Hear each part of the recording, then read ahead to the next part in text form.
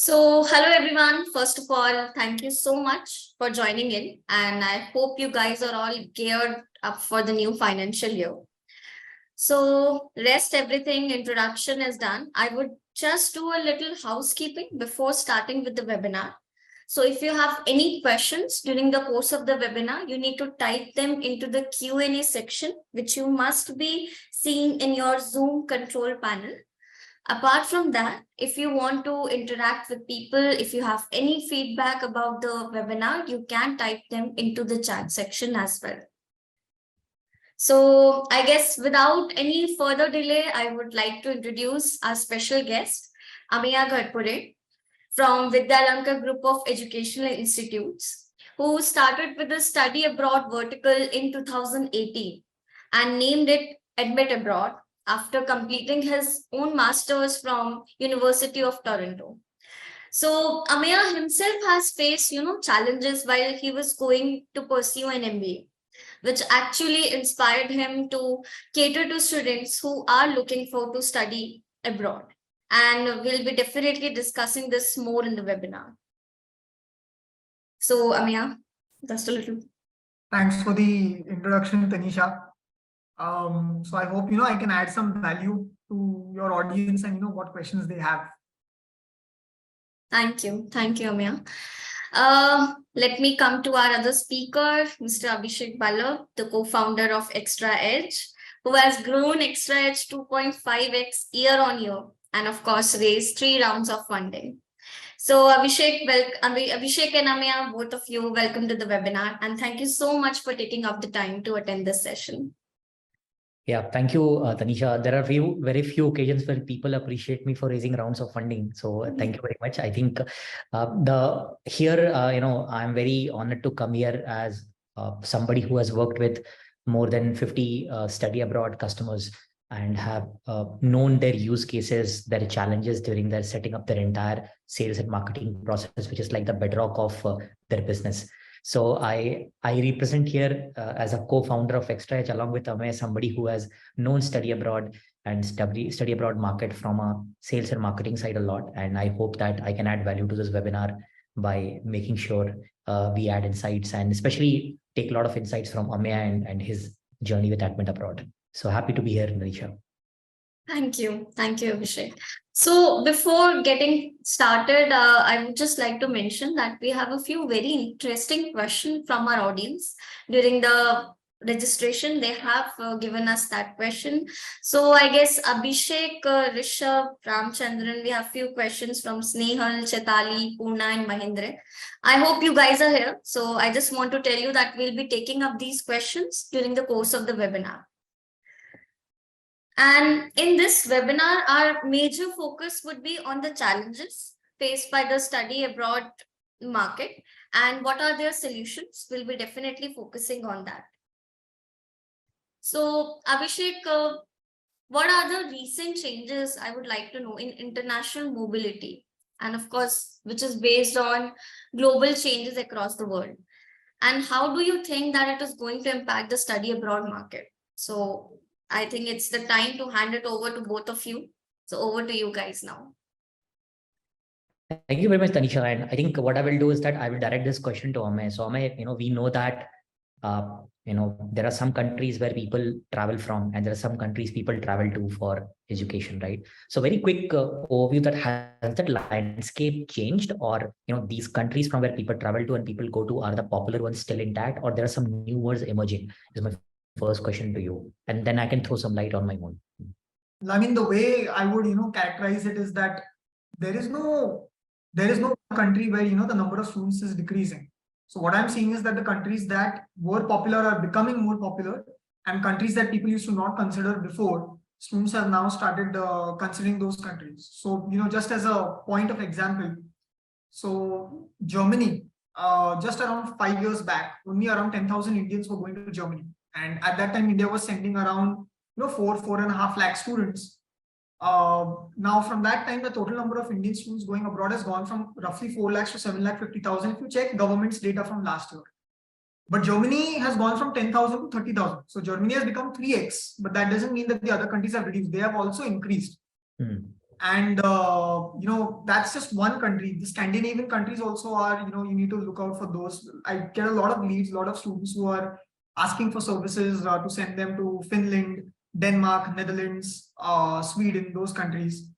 And in terms of source, so this was about the destination countries. In terms of the source countries, what I'm seeing is that there is a downtick in terms of recruitment from China, and that gap is actually being filled by India, and it has a lot to do with geopolitics. So again, as a point of example, if I'm correct, till around 2 years back, if you take Australia as a case study, around 40% of the international students were coming from China.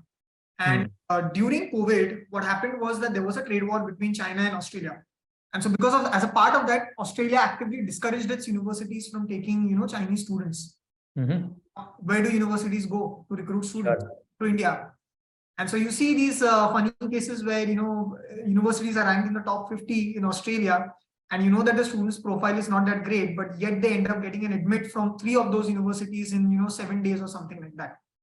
Sure. No, I think very well put about the China thing. And I also saw in one of the surveys at education.com that Indonesia, Malaysia, and Philippines are the 3 countries which are seeing a lot of search. So a lot of people who are on the audience who are running study abroad business or associate with that.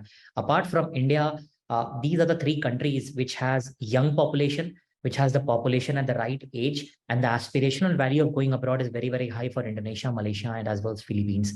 So these are the 3 countries that I have seen that, where we see a lot of our, student international mobility happening, along with, of course, India. And another very good country and interesting country is Nigeria, because also it's a country with a lot of young population where we see a lot of international mobility happening.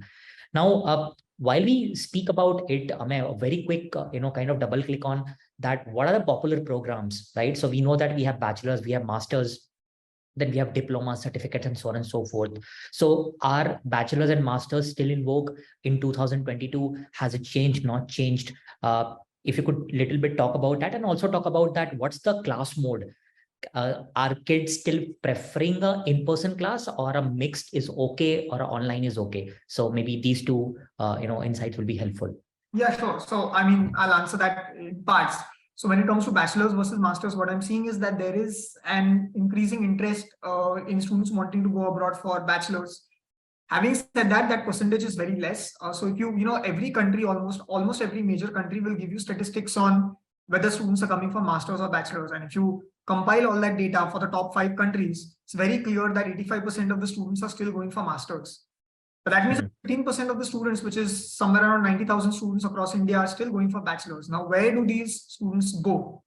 So these students fall into one of 2 categories. Category 1 is, the aspiration students who want to go to the Harvard, UPenn, those kinds of Ivy League universities, M7 universities. So that's one category of students. And you will find most of these students in IB schools, Cambridge board schools in India. So they'll only be in the metros. Second category of students is quite interesting, is that they have the aspiration to go abroad, like you said, but they don't have the money. So what they really end up doing is that they enroll for something like a pathway program. Like we run a few pathway programs where students do, a year in our college. So that brings down the cost significantly. And then they go for the final 2 years to universities abroad. Now, across the spectrum, whether it's bachelor's or master's, the most popular programs are computer science and related programs. So that's like data science, business analytics, cybersecurity, blockchain, those kinds of programs, followed by business programs. So MBA is there, Masters in Engineering Management is there, MIM is there. So those are the 2 most popular categories of program. So I think that answers the first part of your question in terms of which are the popular programs. And can you repeat the second part of your question again, please? Yeah. So my second part was related to the fact is that are they still preferring an in-person class, or a mixed or a hybrid is still something that they are okay with? No, when it comes to preparing, so that's the thing, right? When you're preparing to study abroad, you intend to take exams like the IELTS or GRE. Students prefer preparing for those exams online. But when it comes to the actual program, they want to go offline, because they're paying so much money. Why would they want to study online? They want to go to the country. They want to experience the teaching in person over there. They want to experience life over there. So now, even during COVID, many universities had given students an option to either continue at a reduced fee or to pay the same fee and defer their program by a year. Many of them actually chose to defer their program by a year and pay the higher fee and then go offline. Of course. So, rightly pointed out, Ameya. So when I was reading through this research of international student recruitment, which did a research across more than 1 lakh students, and what they found out that, as you rightly said, health and medicine, business administration, engineering and computer science and IT were the top 4 popular courses. And another very interesting insight, Ameya, was, which I was very surprised, is that kids are particularly choosing 2 years. So any kind of 2-year intervention is more popular than 4-year. So that's the aspirational value of a kid to study abroad. He might stay there for 10 years, but he really wants to only study for 2 years, right? And that was, and for the audience today that we have, right, then very traditionally it's been accepted that when you're going for a master's or probably for an undergrad, you study for 4 years. For a master's program, MBA, you'll do 2 years. But I think that time to study is coming down, where kids want to finish their course quickly and then get onto job. So that's another very interesting trend that I saw. So are you seeing very quickly that trend also, where the number of years of study is diminishing down? Yeah. So that's like I said, for bachelors, people don't want to go abroad for 4 years. They want to go abroad for 2 years. Even in masters, I'm telling you, like in UK, you have many programs which are only 1 year in duration. Suddenly I'm seeing like, those programs are becoming popular. And when I ask students, okay, why do you want to go to the UK? This is precisely what they say.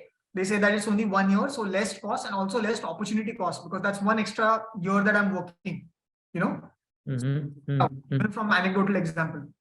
Right. So, Ameya, very quickly, now that we have kind of double clicked on what is popular and which countries they go from, we have also spoke about the kind of programs, right? I think, the very important thing is, what is the motivation of the kid? Right, and what are the deciding influences behind when the kid goes there, right? And what I was reading and studying is that it's very funny that when we think about that, why would a kid want to go abroad, right? He would want to attend a top ranked program or a university.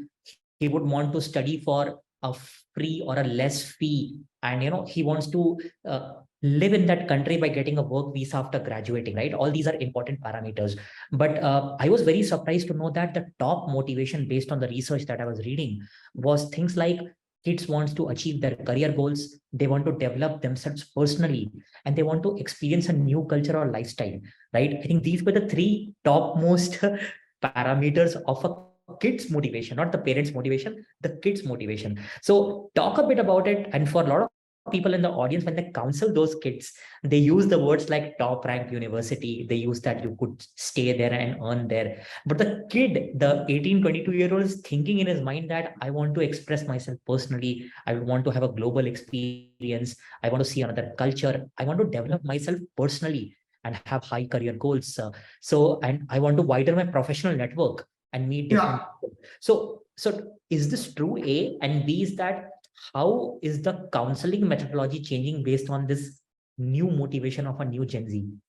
Yeah. So I mean, what you're saying, there's definitely some truth to that. So especially when you're talking at the master's level, I mean, this happens less at the bachelor's level, because at the bachelor's level, parents are still in control. At the master's level, students are more in control. They know what they want from life. They're more mature. Now, at the master's level, what I've seen is that there's a trend where students want to go to a super specialized program. So they'll want to go they don't want to do an MS in CS, they want to do an MS in AI, or they want to do an MS in blockchain. Now, many of those kinds of programs are not available in India. And even if they are, they don't allow you to, flexibly curate your curriculum. So I can't, in India, in most universities, I can't do a major in artificial intelligence and a minor in economics. But I might want to do that. And so when you go abroad, typically you tend to have only maybe 3 to 4 core courses, and then you can, you're flexible. You can whatever you want with the rest of the credits.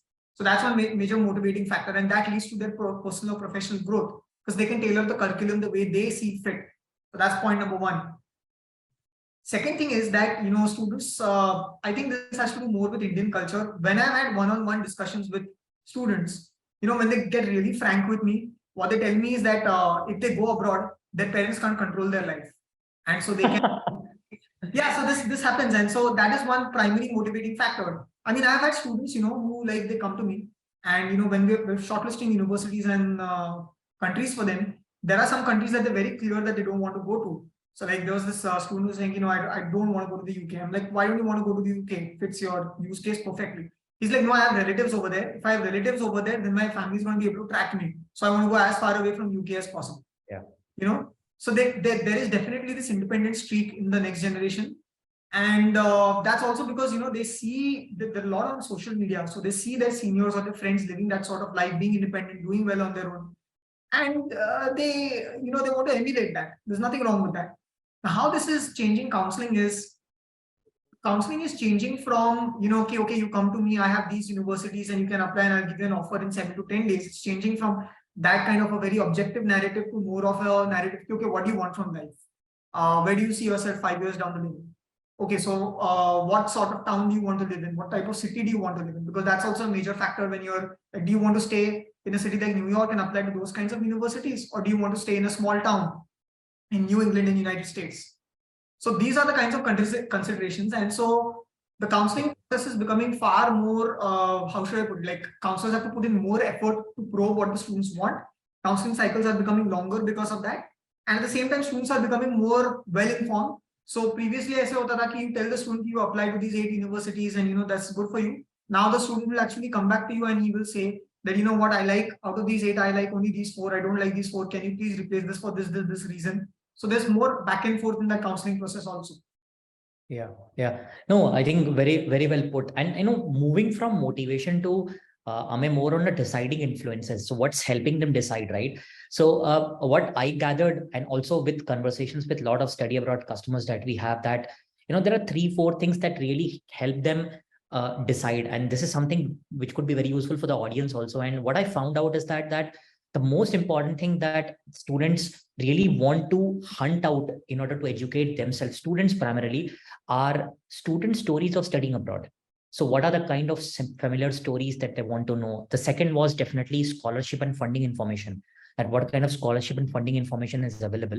And then, it was more on study abroad guide and the ranking of top schools, countries, and programs. But, the top 2, top 3 things, what I gathered were student stories of studying abroad and scholarship and funding information. So do you feel that, is this pertinent? And if it's pertinent, then how could people who are running their study abroad business and working in these areas can make sure that they bring this information upfront to the parents and kids right away? Okay.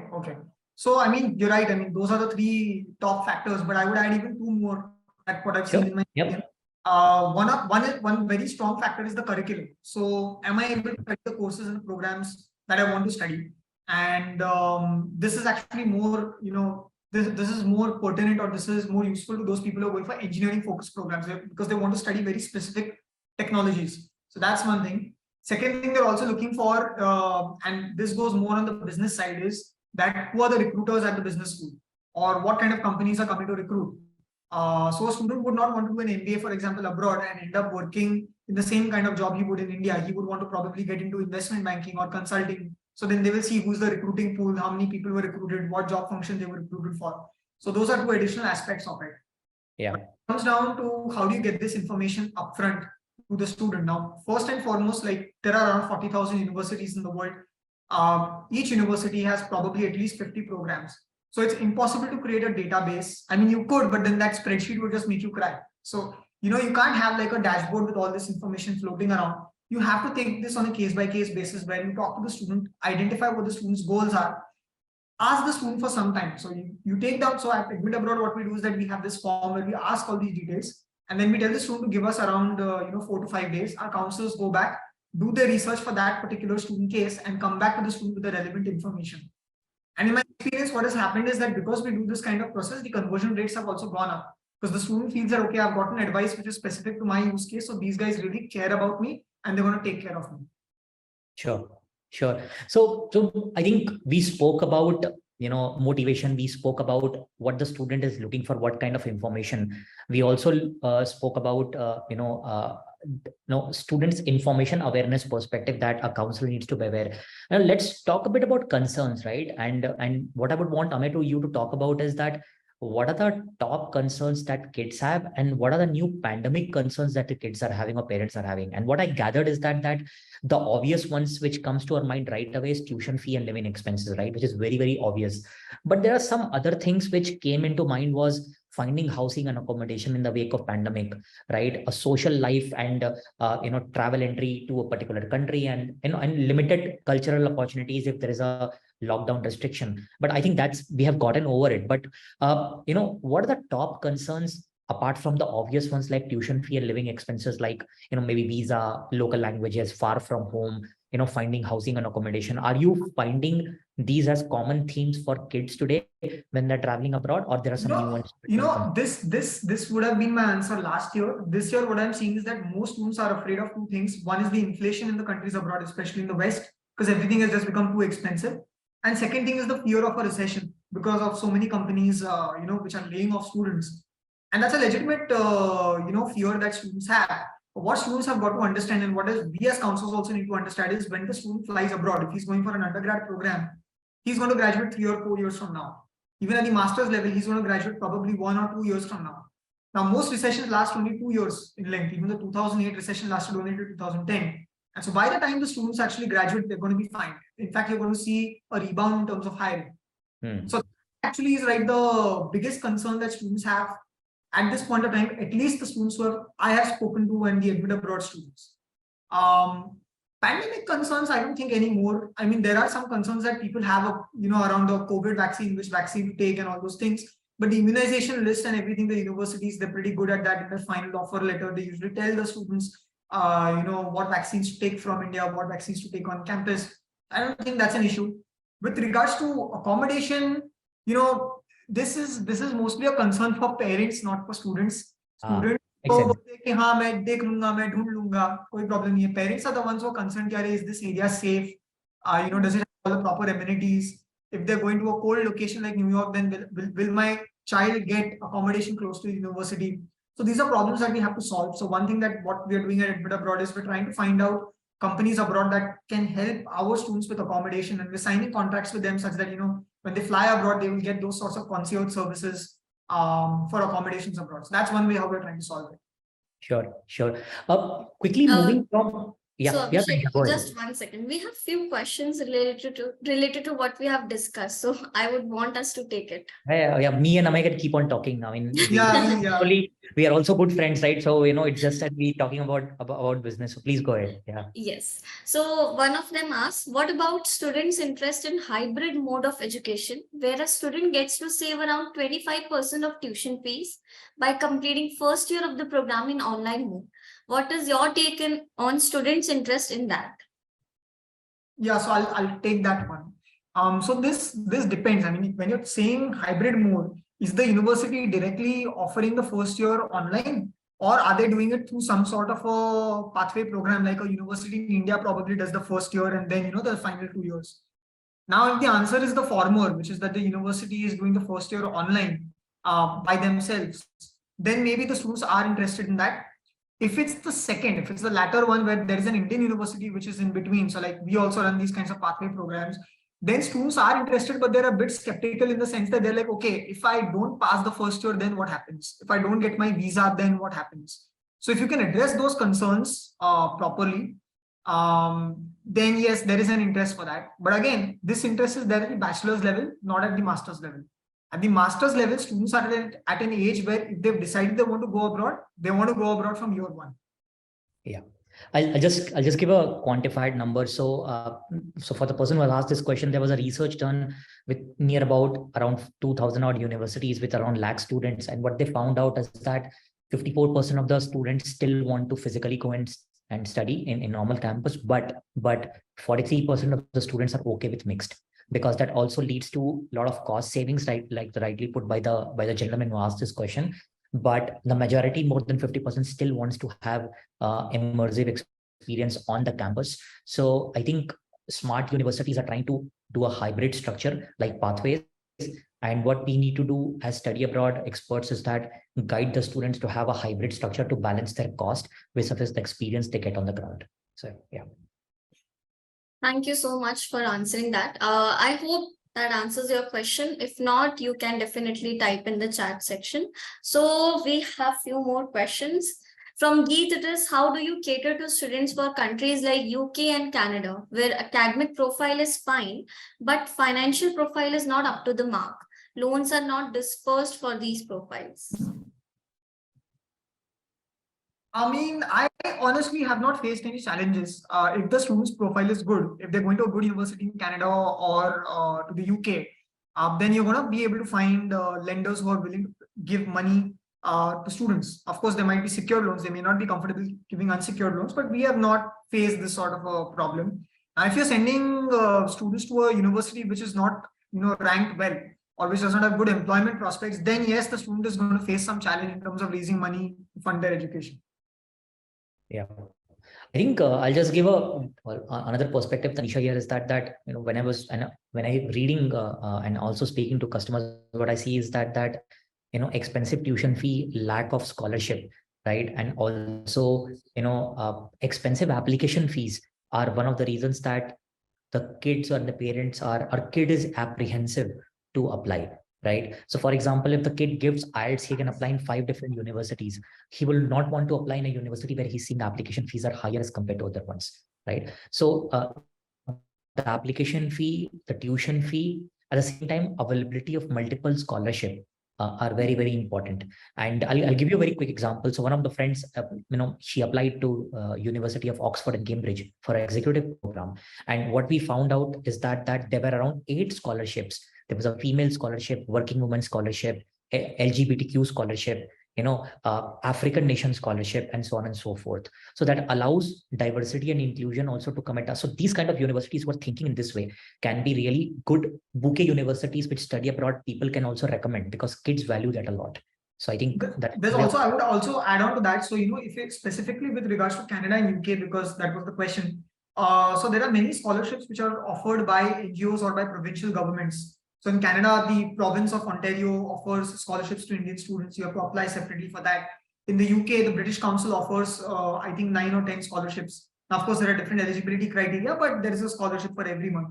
So such students can also apply to those kinds of scholarships, not just the university scholarships, even the government and NGO scholarships. Got it. I hope that answers your questions. Okay. We can take more questions if you want Okay. to. So Kanchan asked, what will be the impact of the new education policy 2020 on the students in India for those who wish to pursue their further education in foreign universities? Okay. Ameya, you want to take this? Yeah, so basically, because of the NEP, what has happened is that gives us a lot of flexibility as colleges to basically to partner with universities abroad, do part of the degree in India and part of the degree abroad. So I'll just pre-NEP, what used to happen was that if we want to partner with a university abroad, let's say Penn State University, and we want to deliver a twinning program, which means that students do 2 years in our college and 2 years they do it in Penn State University. Then we have to take multiple approvals. We have to take approval of Mumbai University, we have to take approval of AICT, of UGC, all those things. So that was a very complicated process, very cumbersome process. Now, because of NEP, what has happened is we are free to go and partner with any university abroad. And we don't have to go to multiple people to ask them whether doing this is okay or not. If the university abroad is fine, and if we have autonomy, which we do, then in that case, we are free to sign these kinds of contracts. So I think you'll start seeing a lot of innovative, models being created around this kind of, around this kind of delivery, dual delivery, where half of the education is done in India and half of the education is done abroad. Another thing that NEP has allowed us to do is that we are not now restricted only to, doing offline programs in India. So right now we're working on some agreements with British universities where part of their program is delivered online by their faculty to our Indian students. And because it's delivered by their faculty, students want to pay money for it, but we actually don't have to charge them much because it's all online. And then the second year, third year of the program will be done, in offline mode at one of the partner universities in the UK, and students are guaranteed admission. So these kinds of things you can do now because of the NEP, which was not possible before. Yeah, I think beautifully summarized by Ameya. I'll just add to it. So what happened in 2020 is that what the government and NEP said in 2020, NEP 2020, that there are top 100 universities abroad. You can collaborate with India. Now they have increased that definition, right, to top 1,000. And now they have increased the definition further to top 500 and reputed. So what would happen is that the gamut of foreign universities that can come and have alliances and set shop in India has increased, which means there will be a cross-pollination of kids who will be, probably going and studying abroad and doing some courses here also, and so on and so forth. So NEP is encouraging what we call the foreign direct investment of education, that you come and you set shop here, and there is an intermingling of programs and courses, which is very beneficial for the kids too. So yeah. Thank you so much for answering it. Kanchan, I hope that answers your question. So yes, we can start the conversation now again. Back to your... Sure. Right. So as I was speaking about, in terms of getting information, am I right that one of the most challenging thing that I have seen is that how do students get right information, and for that they rely on study abroad partners to to help them get that information. But from a university's perspective, where are these students searching for information? Are they going to their website, or a following ship on Instagram and YouTube is equally important? And the reason I ask this question is that a lot of times people route the students to go and research about the university, right? But where they should research? I mean, is the website the only way? Because a lot of times I am seeing that Instagram has become very popular way to talk about programs and courses in a very beautiful way with stories and whatnot. So what has been your opinion on that? And what Well, I mean, yeah, so if you're talking about, applying to universities and the whole application process, then probably, the university website is the best place to go to. But if you're talking about updates about new courses or about new initiatives that the university has taken, then social media is actually a better way, because the university website is actually not updated on a weekly basis or on a monthly basis even. It's probably updated only once every application cycle. So if you want new, fresh information about, different networking sessions at the university, work placement kind of programs, companies coming on campus, alumni stories, differentiators of the university, these kinds of things, if you want, then you go to social media, do all the research over there. You want application specific information, which is like, okay, what is the deadline, how many SOPs you need, how many LORs you need, then you go to the university website. Sure, right. So I think now that we have spoken about students' preferences, what they are attract, what the study abroad ones should do. So before we move to the tech stack and the marketing and the conversion, I think on a parting note, Amey, what are the top 3 things you would advise study abroad sales marketing guys and entrepreneurs who are there on the call, right? What they should be keeping in mind in 2023 while they're talking to a kid who's traveling abroad, right? What are the top 3 things they should keep in mind? And are there some new things which were not there in 2022 which are relevant today? Well, so I mean, let's see. I mean, I think this is such a broad thing, and you told me to list only 3 things. So I'm just thinking, which are those 3 things? Wait. So I mean, I think first and foremost, it would just be like, go back to the basics, try to understand, what the student's requirement is.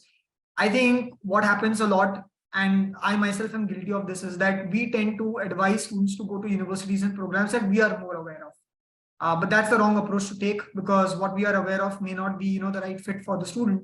So you have to keep doing your research, increasing your knowledge base, meeting new people from different universities, understanding, their programs, and then try to match the right university and program for the student. So that's the first thing. Second thing would probably be to, especially when it comes to the product offering, I would say that right now, if I look at the market, one thing that's happened is that everyone is doing the same thing. So everyone is, just like trying to get students into different universities as fast and as cheaply as possible. And that's good, that is essential. But if you think about it, students are actually going abroad not only to study, they're also going to immigrate. And I don't see many people actually trying to solve for that whole thing. So, if we as study abroad consultants can actually solve that entire problem, where we help the student build a profile in the second year of their education, then help them with the applications and visas, that part. Also afterwards, once they go over there, help them get internships, help them, become a PR in that country, help them get full-time jobs over there, help them psychologically adjust to the country over there. I think there is a massive opportunity over there. And frankly, we at AdmitAbroad are actually trying to work on building that entire ecosystem, because I feel that's missing in the market. So that would be the second thing. The third thing would probably be, in terms of marketing, would probably be targeting the right students for your use case. A lot of times what ends up happening is that, you get a lot of leads, you do an event, you get a lot of leads, and there are hardly any conversions. And I find that when this happens, this usually means that you didn't target your market or segment your market properly. So we are very clear at AdmitAbroad that we are really good at doing STEM programs, and within that also we are really good at doing master's programs, not bachelor's. So our entire marketing and sales machinery is focused towards optimizing for that, because that's a large enough market and we can do that really well. And that has probably helped us improve our conversion rates over time. So I would say these are the three things. Awesome. Right. I think there was a good question from Geet. So Geet asked that would love to know what are the real value insights of the students want to know as a piece of information apart from basic country course college. So Geet, we spoke about it. So scholarship and funding information, the student story, studying abroad, ranking, study abroad guides. These are some of the things that generally, what we feel that kids would want to know about. We have answered the question, Kanchan, on new education policy. So before we move, Tanisha, would you want us to take some more questions or should we kind of move on? I think Abhishek, we can move ahead. Great. Okay. So Amay, now kind of segueing to a bit more interesting part about conversions, right? And I think where the really the rubber hits the road, right? So you have a lot of people applying and you have a lot of leads. People are doing ATL and BTL and events and fairs and whatnot. And finally, they're nurturing them through an internal team and the funnel is moving. And some kids finally fill the application forms and they go to study abroad via an agency, right?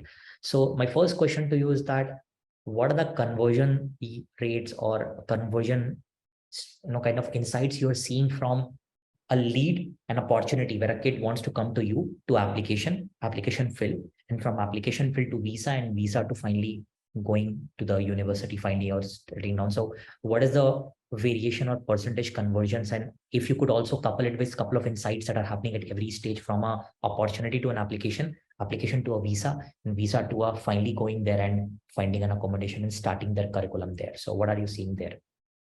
So, I don't have the numbers offhand when it comes to, from one stage to another, but if I were to take the entry point as a lead and the exit point as a student actually enrolling with the university and studying abroad, that rate, if it's anywhere between 1 to 2.5%, that would probably be considered healthy.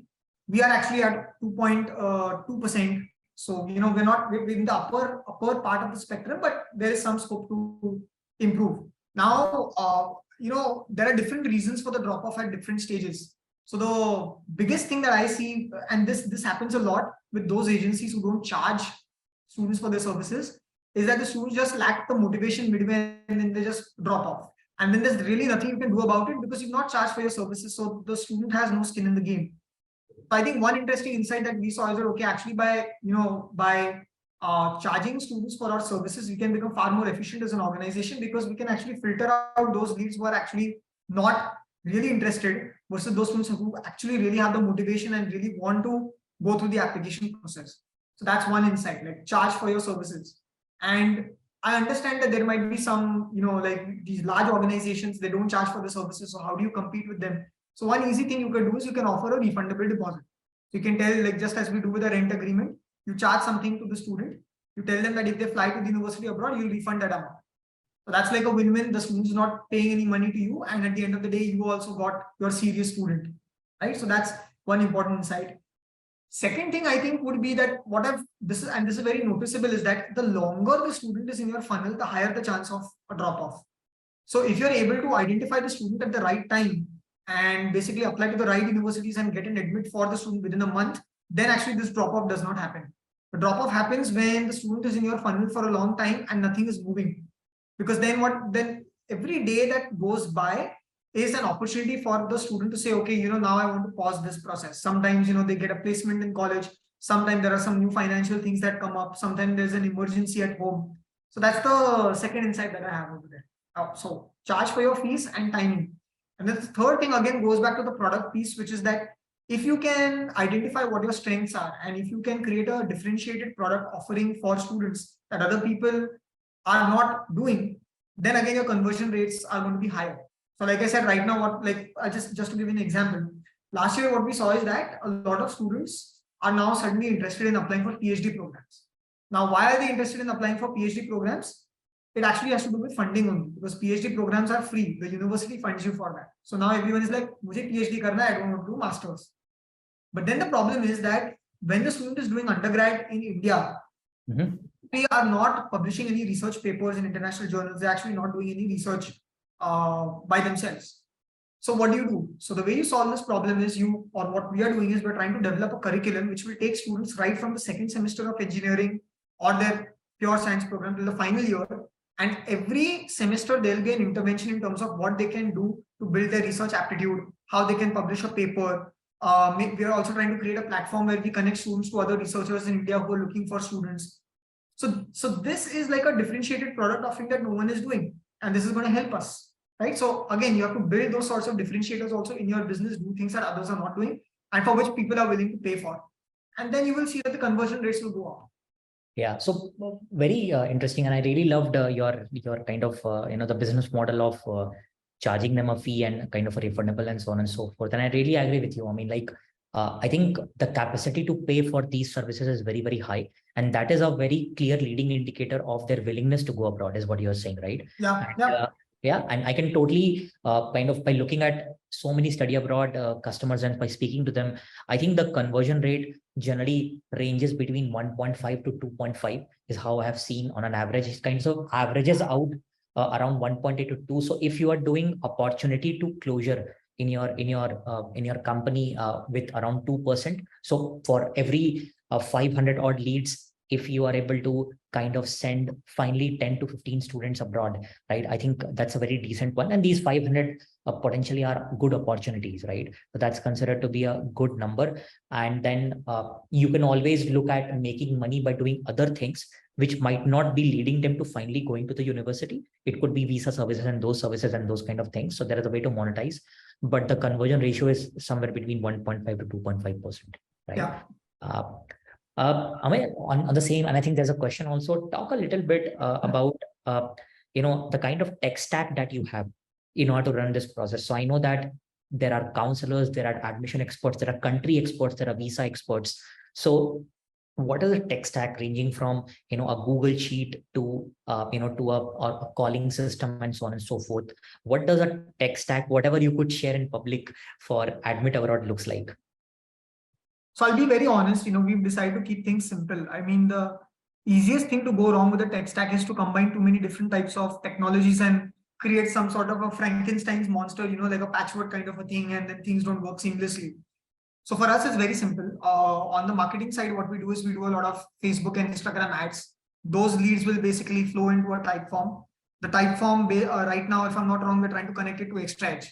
And those leads will then directly flow into ExtraaEdge. The calling also happens through ExtraaEdge. After the student pays for our services, we service him also through ExtraaEdge. So the student will upload all the documents on ExtraaEdge. Our counselors will check it. We've defined stages on ExtraaEdge. So you have a stage like university shortlisting, applications, finance, visa. These are the kinds of stages. And then there is back and forth between the student and the counselor, all through ExtraaEdge, and that's it. Then the student is out. So it's actually very simple, nothing too complicated. And that's by design, because it's very easy to use one tool for this and then one tool for that and then try to stitch it together, but that I don't think that works. Sure, makes sense. And in this case, Ameya, also talk a little bit about that. What kind of training do you give to your counselors, or are there specific 2-3 areas on which you train them to become better at talking to the kids and probably counseling them better? So kind of also talk a little bit about that. Yeah, so actually there are 3 broad areas of training that we do. One is in terms of the knowledge that they have. So in that we would cover different modules from the eligibility criteria for different countries, different universities, different programs. Then we would talk about the visa process. We would train them on the immigration process after the student graduates over there. So that's the whole knowledge part of it. The second part of the training actually deals with probing, because like I mentioned earlier, probing is very important. You've got to understand what the student wants to do and what the student doesn't want to do.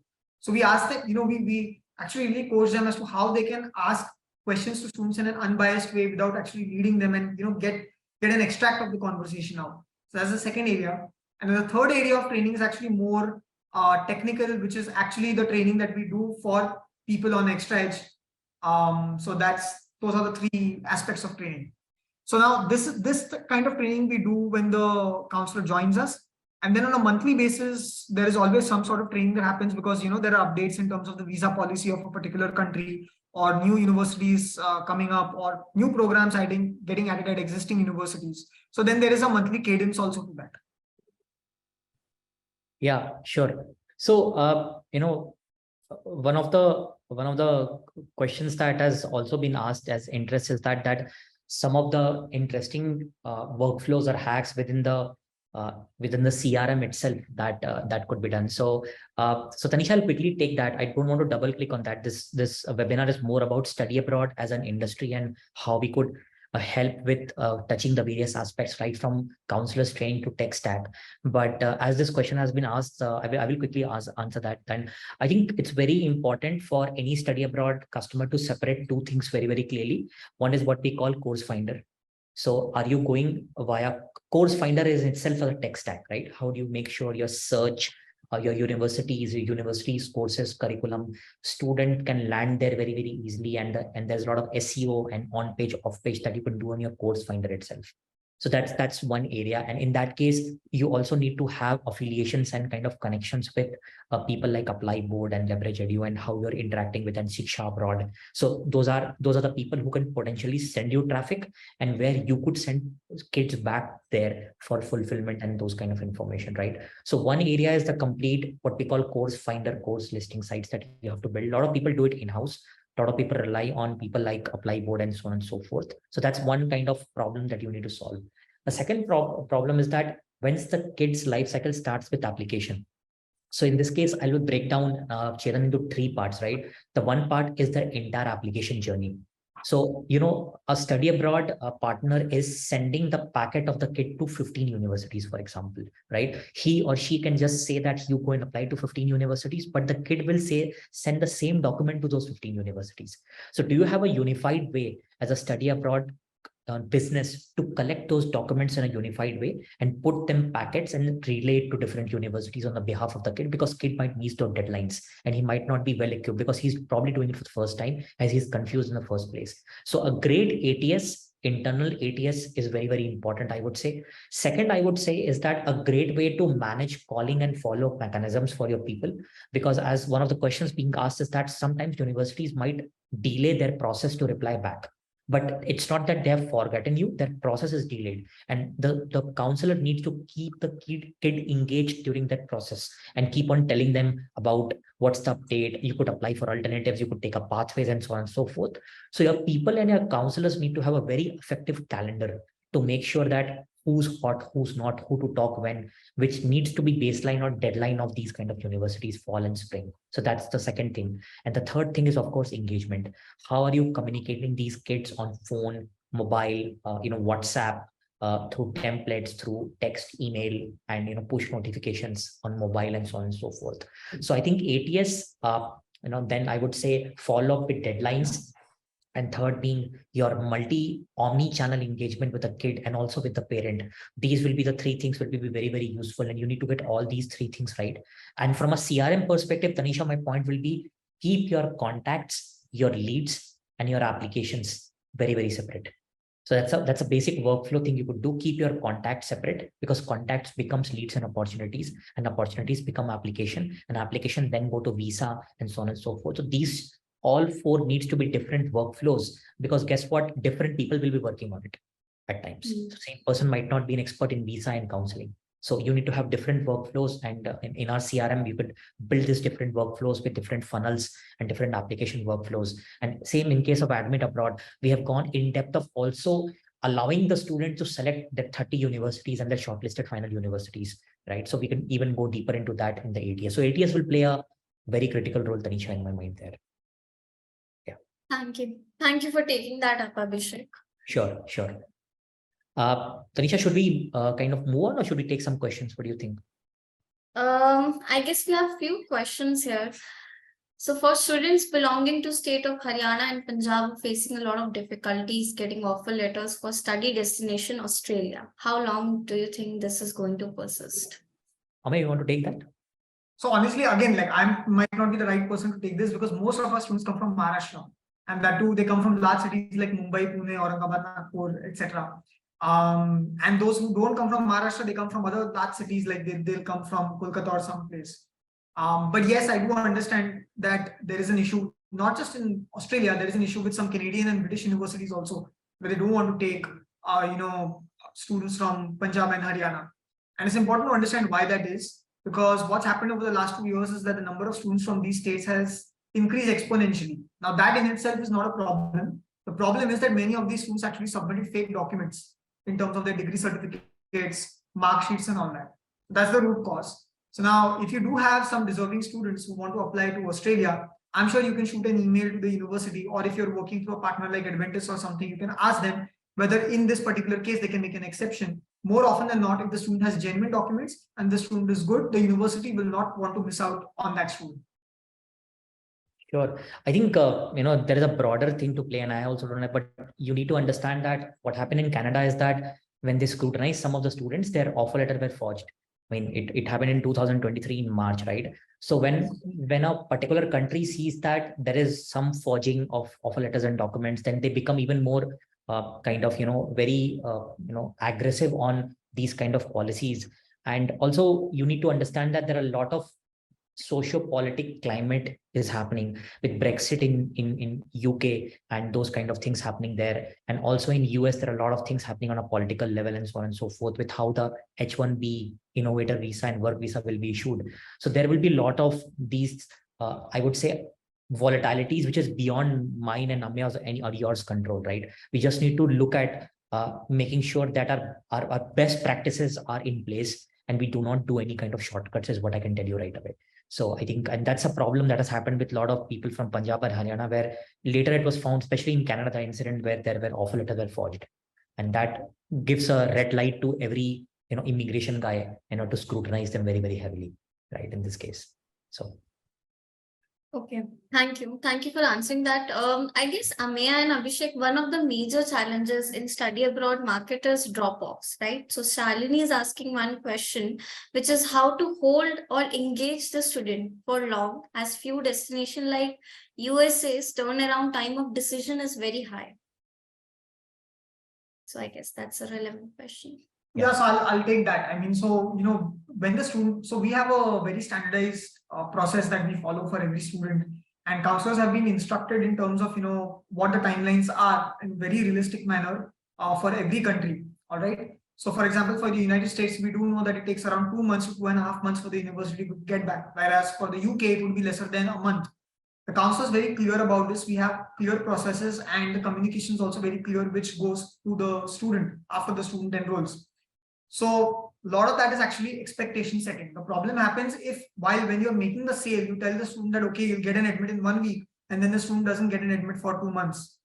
That's a problem. So we're very careful about these things. Also, what we tell the students is that, you'll be receiving monthly communication from us about different updates, and we send them roughly, I think, 2 emails every month. And these sorts of updates are there in those monthly emails. So there's a lot of transparency in the process.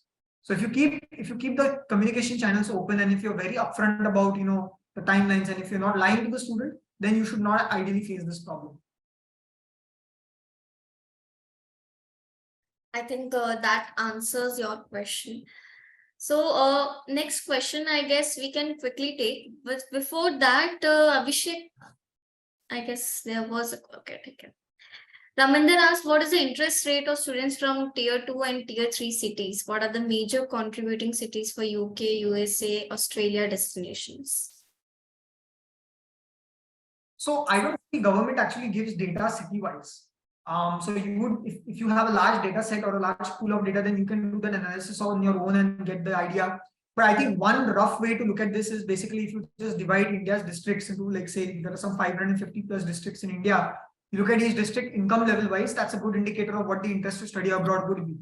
So again, now, and there can be some very interesting insights from that. So like in Maharashtra, you would think that Mumbai is the richest district, but it's actually not. On a per capita basis, Kolhapur is the richest district.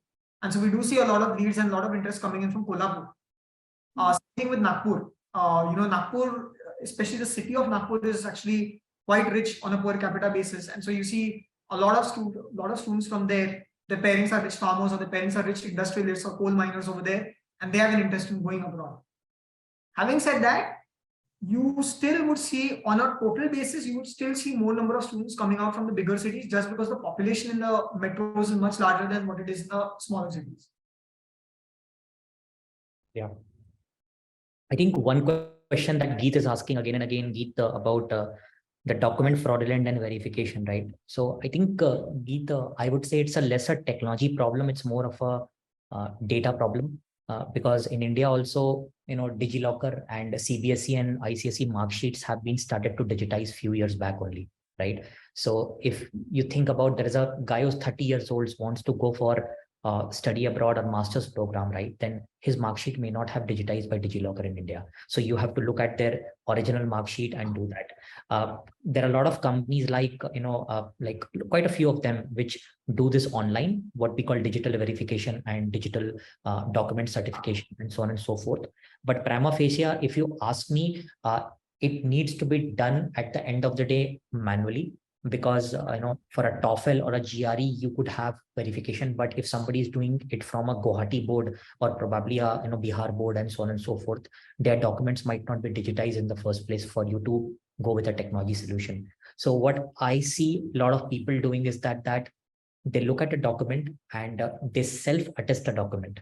And we are also launching this feature very soon where you as a study abroad customer can be able to tick that document and put a stamp on that document that it's verified by AdmitAbroad, right? Which becomes like a digital credential for the kid to take it anywhere that's verified by a third party.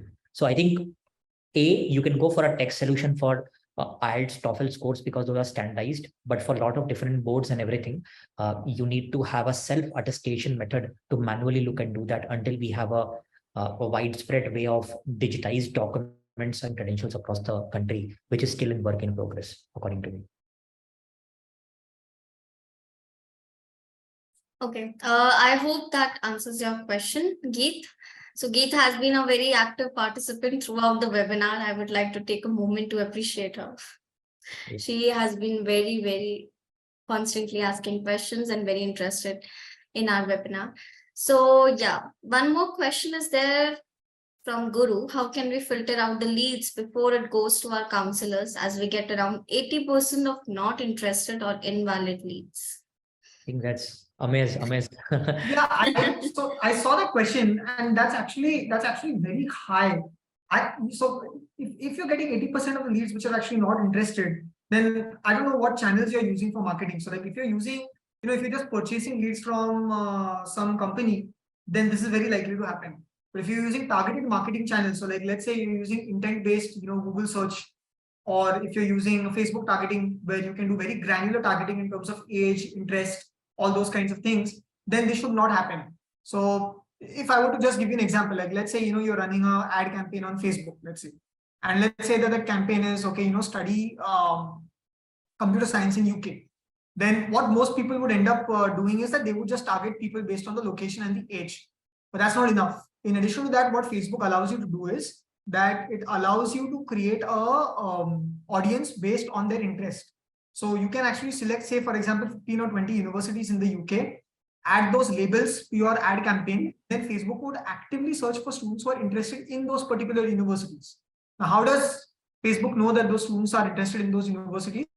Well, maybe they visited the page, maybe they liked a comment which was done by someone from that university. So Facebook has its own ways, but if you do this kind of deep targeting, then you would actually not face this problem.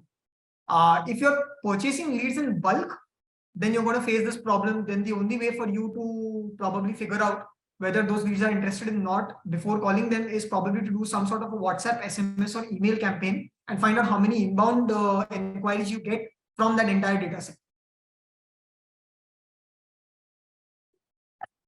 Sure. Abhishek, do you want to add anything to it? No, I think more than enough. I think I'll quickly want to take another question that somebody has asked, that if student has pursued an open schooling and pursued an online bachelor degree considered, can they apply to any abroad countries, especially for US? So according to my knowledge, and Ameya would like you to add, yes, it's possible for a student who has pursued an open schooling and online bachelor to apply to university abroad. However, the eligibility criteria and admission requirement may vary. depending upon the specific university and kind of program. I think in this case also they will require transcripts of these kind of program that you have taken, and it's important to look at the specific prerequisite for those programs, whether they take open schooling or they don't take open schooling. For example, I know as a fact that a lot of US universities in tier 3, tier 4, they take open schooling as a prerequisite rather than a bachelor's program or online program. But some of the UK universities don't do that. So you need to look at that, in this case. But yet the answer is yes, it's possible. But there are but again, it would be very university specific. And just one additional thing I would probably add on is that let's say that you're doing this bachelor's degree, which is an online degree. If the online university you're doing it from is accredited, whether if it has an MBA accreditation or a NAC accreditation, then there's a good chance that this student will get accepted to a university abroad. If that online university is not accredited by the Indian government, then the chances that they would receive an admit is probably low. Right. I think on the question of Guru, Tanisha, I know why you are referring to me to add some more to it. I think Guru, the thing is that you need to define what's a lead. Okay. So I'm talking to Ameya and saying that hey Ameya, I'm thinking of going abroad. So will I become a lead for Ameya? Of course not. Right. If I'm going and filling a form and telling my intent, which year I want to go, how much money to have in my bank, or will I fund my money through my own loans or from parents or through scholarship. Now that information becomes like intent information. So I think old concept of there needs to be some kind of budget, there needs to be some kind of authority, there should be some kind of need and timing. I think timing is very, very critical and important, that which year you want to go. If you are seeing in your lead, there are components of budget, how they're going to fund, authority, parents are involved, right? Or family is involved, need that they really have a very good answer why they want to go there, and timing that they want to go in fall of 2023. If you're seeing these 4 key elements in your lead, and I would call that as an opportunity. And from there, you need to start measuring your percentage. Anything before them is a contact. It's like me and you talking and saying that, hey, I'm thinking of going abroad. I'm not a lead actually. So Tanisha, just wanted to add that. Yeah. Thank you for adding that, Abhishek. So there's one more question, and it's quite interesting question. What are the top 5 challenges that you are facing and trying to solve around? So Geet is actually asking Ameya and ExtraaEdge team. I would want this to be answered as more like what study abroad market is facing in the crux, I would say. What are the top challenges that they're facing, and what are we trying to solve via our CRM maybe? So Geet has stolen my thunder. That was my question I wanted to ask before we wrap this whole thing. But Ameya, probably you would want to go first, and I'll share more from our technology side. Yeah, go ahead. I think the biggest challenge that today I'm facing is like how do you get good talent, and how do you train good talent, and how do you get the good talent to train new people? Because if you want to scale the business, like this is a very high trust kind of a business, and it's not like a manufacturing unit where you set up quality control processes, or you set up a manufacturing line and then everything's humming smoothly. There is a huge people element involved in this. And so I think my biggest challenge today, and maybe it's true for others also, is how you get really good counselors who can really understand the student's need and suggest what's right for the student. So that's the biggest challenge to me. I don't think there are any other particular challenges, to be very honest, because it's a very aspirational market. So someone like what Abhishek was saying, that if you are able to filter out your leads properly on some sort of a scorecard based on the student's intent, then you would not face any lead related issues. It's only about how you get your counselors to counsel those students and get them to convert. Yeah. So I would just say is that 3 things primarily, Tanisha, and I would say that be very clear that your ability for the kid to come to you and find your courses of universities that are affiliated under an umbrella, that needs to be very, very clear. Now that could be an online thing on a website where they could do a course finder, or it could be through a very strong set of counselors who are able to counsel them very, very sharply, or a research based. So I have for somebody like a brand, a bigger brand like an On Course, which only focuses on Ivy League, they rely not on a course finder, they rely on their power, the strength of their quality of their admission experts who have studied in Ivy Leagues. That's one way of doing it. Another way of doing it in retail, if you want to send kids to UK, Australia, or New Zealand, we need to have a really good course finder. So that's very, very important, I would say. So that's one part to it. Second part to it is that anything, and that's the top of the funnel, right? Where your contacts may become opportunities. And as soon as they become opportunity, you require a really good system of records. Now, the system of records could be in the form of a system that is able to get the leads in. You can call them, you can send applications out. You can also communicate with the university as an aspirational thing, and they can also talk to you and so on and so forth.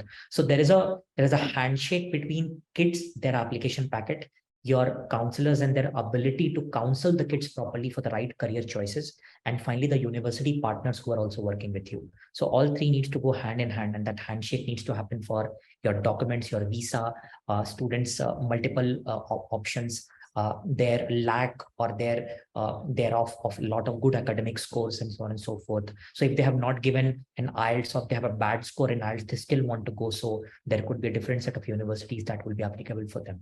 So this whole thing, I would say, is the second part to it. So one is course finder. Another one is sales and marketing tech stack, is I would say. And third, and I would agree with Ameya, is very, very important, is that how you have built your brand through empowering your counselors to really counsel the kids in the right way. A lot of times what happens is that they just want to send a kid to a university because the university is paying them more money. I think it's a good short-term hack, but over a period of time, if you're in the industry for 10, 20 years, 15 years, the kids and the parents start to see that. And that kind of has a lot of diminishing returns on your brand. So making sure that for every kid with a credential, with an aspiration, there is a matching university, and you match them according to their interest and their prowess of academic prowess, and not where you make money. I think that will be the training part of your people to, really empower the kid to make the right career choice should be the overarching mantra, rather than just sending the kid abroad to some university. So these are the three core challenges, Tanisha, that I see that people are facing. I think it was at 5. I'm just giving you 3. So, and if you are able to solve for all these 3, it will be good. Third one is more internal driven culture and your own mission of your company. The first one is more student facing, and second one is your backend. So I spoke about your front end, your backend, and probably your internal ethos. So all 3 go hand in hand, I would say.